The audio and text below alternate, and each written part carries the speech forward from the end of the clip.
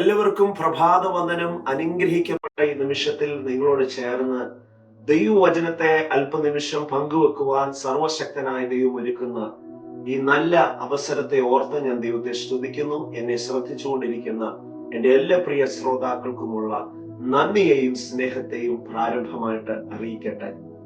വളരെ ഹൃദയസ്പർശിയായ ഒരു ചിന്ത നിങ്ങളുമായിട്ട് പങ്കിടുവാൻ ഇന്ന് ഞാൻ ആഗ്രഹിക്കുന്നു. നമുക്കൊക്കെ വളരെ പരിചയമുള്ള ഒരു പുസ്തകമാണ് ഇയ്യോബിന്റെ പുസ്തകം. ദൈവത്തിൽ നിന്ന് ഭക്തൻ, നീതിമാൻ, നിഷ്കളങ്കൻ എന്ന സാക്ഷ്യം ലഭിച്ച ഒരു ശ്രേഷ്ഠനായ ദൈവമനുഷ്യൻ. എന്നാല് ഇപ്രകാരം ദൈവഭക്തിയിലും ദൈവത്തോടുള്ള ബന്ധത്തിലും ജീവിച്ച ഈ വ്യക്തിയുടെ ജീവിതത്തിൽ പ്രതീക്ഷിക്കാത്ത കഷ്ടങ്ങളും പ്രതികൂലങ്ങളും തകർച്ചകളും ഒക്കെ സംഭവിച്ചു. എന്നാൽ അതിന്റെ നടുവിൽ ഇയ്യോബ് ദൈവസന്നിധിയിൽ പറയുന്ന ചില വാക്കുകൾ, തനിക്ക് ദൈവത്തോടുള്ള ആഴമേറിയ സമർപ്പണത്തെ കുറിച്ച് വെളിപ്പെടുത്തുന്ന ചില പദപ്രയോഗങ്ങൾ നിങ്ങളുടെ ശ്രദ്ധയിലേക്ക് കൊണ്ടുവരാനാണ് ഇന്ന് ഞാൻ ആഗ്രഹിക്കുന്നത്. ഇയ്യോബിന്റെ പുസ്തകം 23-ാമത്തെ അധ്യായം, അതിന്റെ 8, 9, 11 വാക്യങ്ങൾ ഞാനൊന്ന് വായിക്കാൻ ആഗ്രഹിക്കുന്നു. അവിടെ ഇങ്ങനെ എഴുതിയിരിക്കുന്നത്: ഞാൻ കിഴക്കോട്ട് ചെന്നാൽ അവൻ അവിടെയില്ല, പടിഞ്ഞാറോട്ട് ചെന്നാൽ അവനെ കാണുകയില്ല, വടക്കോട്ട് അവൻ പ്രവർത്തിക്കുകയില്ല, നോക്കിയിട്ട് അവനെ കാണുന്നില്ല, തെക്കോട്ട് അവൻ തിരിയുന്നു, അവനെ കാണുന്നില്ലതാണ്. 11-ാമത്തെ വാക്യം: എന്റെ കാലടി അവന്റെ ചുവട് തുടർന്ന് ചെല്ലുന്നു, ഞാൻ വിട്ടുമാറാതെ അവന്റെ വഴി പ്രമാണിക്കും. പലപ്പോഴും നമ്മുടെ ജീവിതത്തിൽ നാം പ്രാർത്ഥിക്കുകയും ദൈവത്തോട് ആലോചന ചോദിക്കുകയും ദൈവവുമായിട്ടുള്ള ബന്ധത്തിൽ മുറുകെ പിടിക്കുകയും ഒക്കെ ചെയ്യുന്നവരാണ്. എങ്കിലും ദൈവം പ്രവർത്തിക്കുന്നത് എങ്ങനെയെന്ന്, ദൈവം ഏത് ഡിറക്ഷനിലാണ് മൂവ് ചെയ്യുന്നത്, ഏത് ഭാഗത്തേക്കാണ് ദൈവത്തിന്റെ ചലനം നടക്കുന്നത് എന്ന് പലപ്പോഴും നമുക്ക് മനസ്സിലാക്കാൻ കഴിയാതെ പോകുന്നു. നമ്മുടെ കണ്ണുകൾ കൊണ്ട് കാണാൻ പറ്റുന്നില്ല. നോക്കുക, ഇവിടെ ഇയ്യോബ് വളരെ ശ്രദ്ധയോടുകൂടെ ദൈവത്തിന്റെ ചലനങ്ങളെ തിരിച്ചറിയുവാനായിട്ട് ശ്രമിക്കുകയാണ്, ആഗ്രഹിക്കുകയാണ്. തെക്കോട്ടും പടിഞ്ഞാറോട്ടും കിഴക്കോട്ടും വടക്കോട്ടും ഒക്കെ താനെ നോക്കുന്നുണ്ട്. പക്ഷെങ്കില് അവിടെ ഒന്നും ചലനങ്ങൾ കാണാൻ കഴിയുന്നില്ല. ഞാൻ ഇന്ന് നിങ്ങളോട് ചോദിക്കട്ടെ, നിങ്ങളുടെ ജീവിതത്തിൽ ഇപ്രകാരമുള്ള അനുഭവങ്ങളിലൂടെ നിങ്ങൾ സഞ്ചരിക്കുമ്പോൾ ഏത് വിധത്തിലുള്ള ചിന്തകളാണ് നിങ്ങളുടെ മനസ്സിനെ സ്വാധീനിക്കുന്നത്? When you feel like nothing is happening, there are moments where you feel like God is not moving. ദൈവം ചലിക്കാതിരിക്കുന്നു. ഓരോ തലങ്ങളിലും ഓരോ ഡിറക്ഷൻസിലും ദൈവത്തിന്റെ ചലനങ്ങളോ ദൈവപ്രവൃത്തികളോ കാണാൻ കഴിയുന്നില്ല.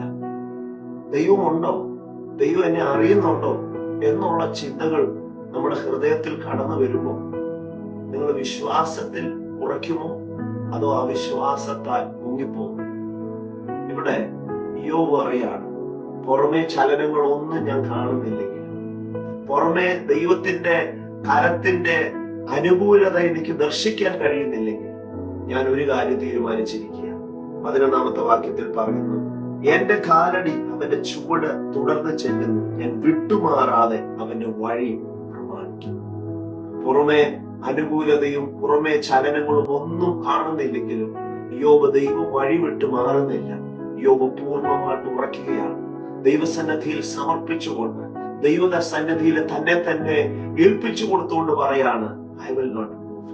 ഞാന് ഈ ദൈവിക പദ്ധതികളിൽ നിന്ന് വഴിമാറിപ്പോകത്തില്ല. ഇംഗ്ലീഷ് പരിഭാഷയിൽ എഴുതിയിരിക്കുന്നത് ഇങ്ങനെയാണ്: my foot has held fast to his steps, I have kept his way and not turned aside. അർത്ഥം ഇതാണ്: എന്റെ ചുവടുകൾ അവന്റെ കാൽപാദങ്ങളുടെ പിന്നാലെ പോകുന്നു, അവന്റെ വഴി വിട്ട് ഞാൻ ഇടത്തോട്ടോ വലത്തോട്ടോ മാറിപ്പോകത്തില്ല. മക്കളെ, ഇതാണ് പൂർണ്ണമായ ദൈവസന്നിധിയിൽ ഈ വിധം സമർപ്പിക്കും. അവരുടെ ഒക്കെ ജീവിതത്തില് ദൈവത്തിന്റെ പ്രവൃത്തി വരും ദിനങ്ങളില്, വരുന്ന മണിക്കൂറുകളിൽ അവർക്ക് കാണുവാൻ. ഇന്ന് ഒരനുകൂലതയും ഇല്ലെങ്കിൽ, ഇന്ന് നിങ്ങൾ പ്രാർത്ഥിക്കുന്ന വിഷയത്തിനകത്ത് ഒരു ചലനവും കാണാൻ കഴിയുന്നില്ല, ധൈര്യപ്പെട്ടു പോകണ്ട. Keep persevering God. ദൈവത്തിന്റെ ആ സാന്നിധ്യത്തെ നിങ്ങൾ പിന്തുടരുക.